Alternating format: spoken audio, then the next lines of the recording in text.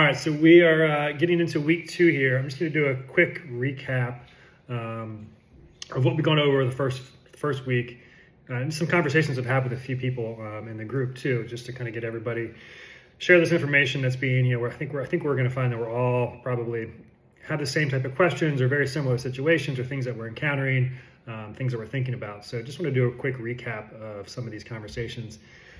So the first week's been pretty simple. If you haven't already, make sure this is absolutely going to be foundational to your success. Get this thing printed off. Print it off, and have it with you. Print off 10 copies so you have them for the next 10 weeks. 8 copies, whatever it is. But have this out, and there's just something about writing these things down, physically writing them, taking an old-fashioned pen, pencil, putting it to the paper. Digital is great for so many things, but this is powerful. Fill it out. Even if you feel like you're just not getting the things, you're still filling it out. All right, I didn't get that today. I didn't get that. No big deal. Right now we're building this habit of just filling this thing out in the first place. So this is one of the big. This is, if nothing else, this is the big takeaway from week 1: is getting yourself into a situation where this is easy for you to do. I've got this at my desk. The kitchen table is another great place for it. And I had each one of you write a goal and state your why. Just get that in front of you. Maybe even write that on the bottom of the sheet. Put that somewhere in front of you. Put it in multiple places. But again, the power of writing that down is that automatically is going to get you so much closer to reaching the goal. And then if you can review that again, so if it's somewhere where you're going to see it maybe a couple times a week, maybe even a couple times a day, you are just going to get closer to that goal. So these are the 2 big things that really, if nothing else, don't worry about how much you move. Don't worry about what you ate so far.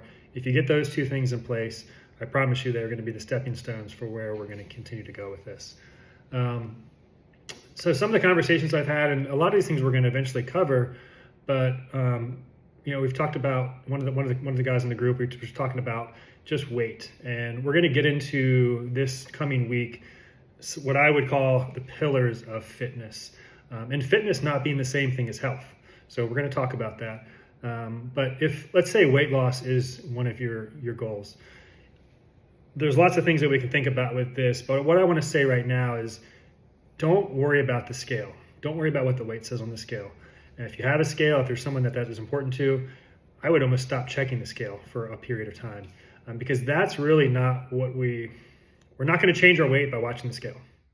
We're going to change our body. We're going to change our habits, the things that lead to our body feeling and looking different, by some version of either what's on here or something else that might work better for you. But this is the things that we want to pay attention to. So if you, instead of weighing yourself every day, every week, start weighing yourself with this piece of paper. And that's going to be, because I have I'll put this invitation for you guys too. I have like a body scan scale, and it will tell you the weight. But the pieces that I care about are all the other things that can tell us. It tells us our metabolic age. It tells us what our resting metabolism, how many calories we burn at rest, which is a function of how well everything's working in our body. It tells us our body composition. So how much lean muscle mass do we have? How much skeletal muscle mass do we have? So these numbers can be really interesting.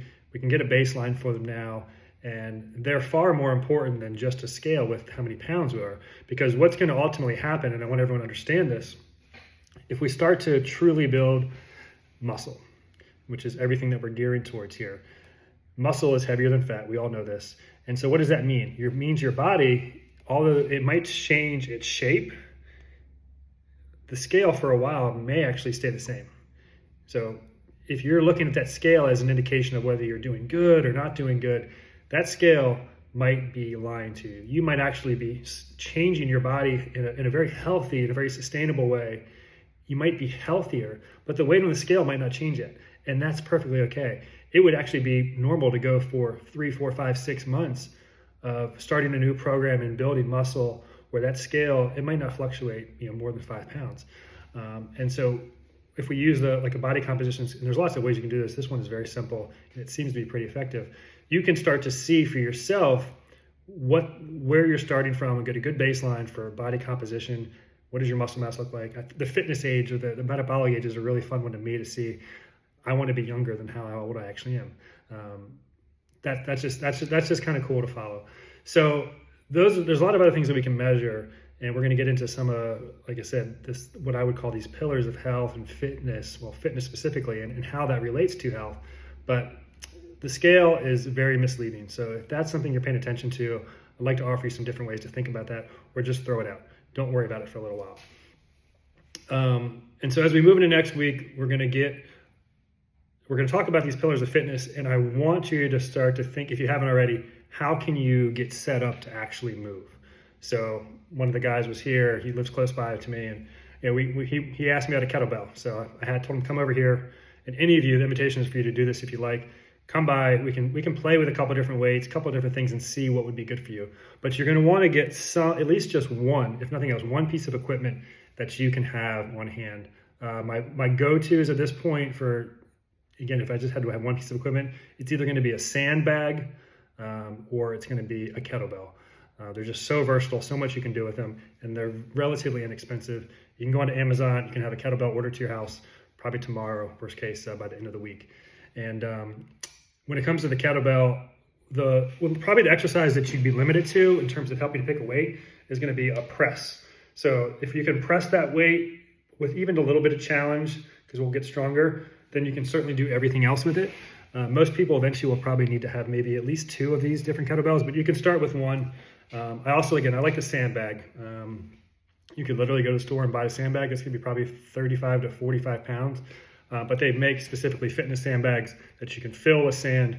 You can adjust the weight. They'll come in all kinds of sizes, and you should be less than $50 with whatever bag they give you, plus whatever sand or gravel or whatever whatever you want to fill it with.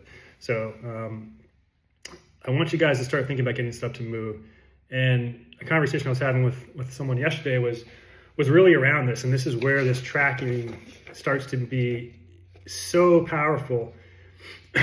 She was saying that she needs to, she wants to get back on kind of a rhythm and do more stuff throughout the week.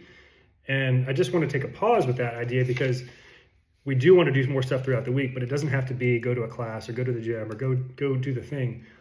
Do that if you want to. That's fantastic. But we can start building these little mini practices throughout the day. So she has a couple that we've worked on here in person, and she can now take one of them. We figured out it should not take any more than 5 or 6 minutes. That's something she can do every day, or at least 3, 4, 5 times a week. And if she just starts, she knows that 5 or 6 minutes is easy to budget in. It's hard to negotiate with yourself that you can't do it. She can do it in the morning before she's kind of getting ready. And I think a light bulb went off there that okay, yeah, I can do that. I can fit that practice in.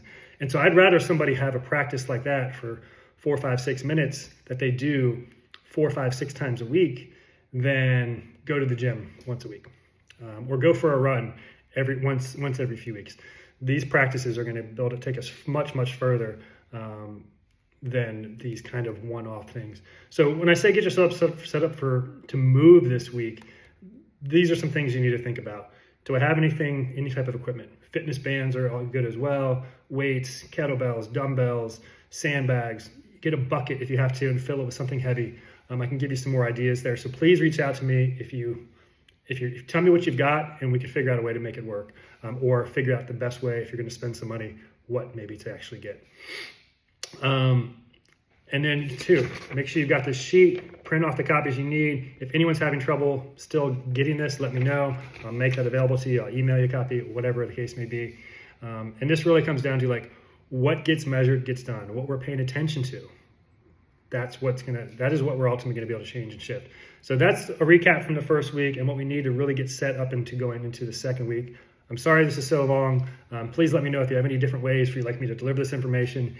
And I will either later tonight, or if not, I'm traveling a little bit tomorrow. But in the next couple of days, I'm going to start to get into the fitness pillars, and strength training is going to be one of those specifically. So that's what we're going to get into start to, and we'll continue this throughout the rest of the duration.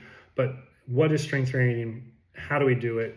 And start to come up with a format for you guys to be able to get feedback. Even if that's sending a video in of you're not sure how to do something, I can direct you towards tons of videos online. But if you want me to see, you send me a video of you doing something, I can give you some live feedback. If you're close by, you can even come in person, and we can spend a little bit of time and play with that. So that's really what you need to be successful this week.